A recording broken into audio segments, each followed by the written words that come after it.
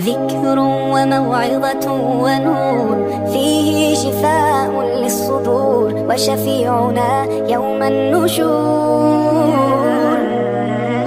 آياته تروي المدى وصفاته نبع الهدى، نلقى الجنان بحبه.